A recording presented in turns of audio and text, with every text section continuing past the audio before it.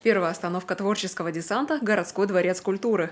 Здесь и традиционные «Елочка, зажгись», и менее привычные игры с персонажами коми-фольклора. Пожалуй, самый колоритный из героев – Ягморт, что в переводе звучит как «лесной человек». Для тех, кто воспитан на русских сказках, он более знаком как Леший. Если его задобрить, то покажет лучшие грибные полянки. Если же попасть к нему в немилость, может увести в чащобу. Именно такие поверья были у коми-народа. Жутковатый тип. Ненавижу добро, я только от пакости делаю исходы.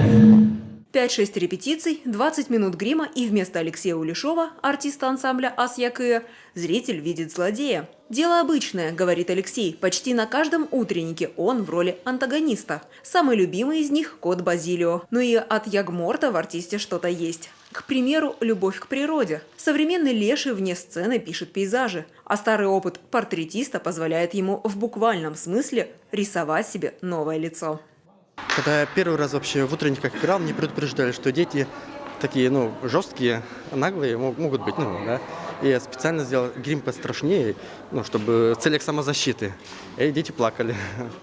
Но сегодня обходится без эксцессов. На неожиданные появления Ягморта взрослые реагируют более эмоционально, нежели дети. Школьников необычный герой не пугает. Они с интересом наблюдают, как Леший превращается в добряка и помогает найти Кэджит Пэля, коми Деда Мороза. Именно он дает старт праздничным мероприятиям в нашем городе. Давайте вместе с нами, 4!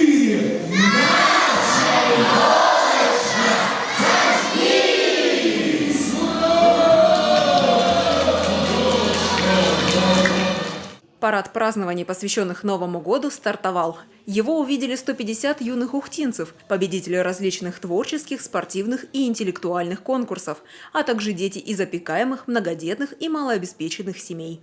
Мы сейчас традиционно уже готовимся на елку главы республики Коми. У нас 12 представителей едут на республику 22 декабря. Затем у нас будет елка при главе руководителя администрации города 28 числа.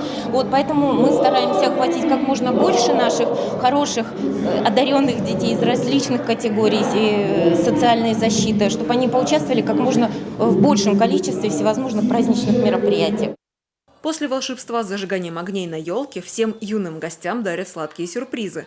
Также Кэджит Пэль и его фольклорная компания активно фотографируются со всеми желающими.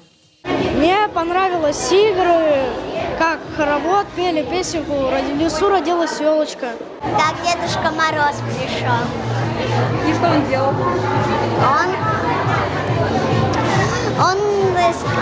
Он вызывал, чтобы елочка была красивая.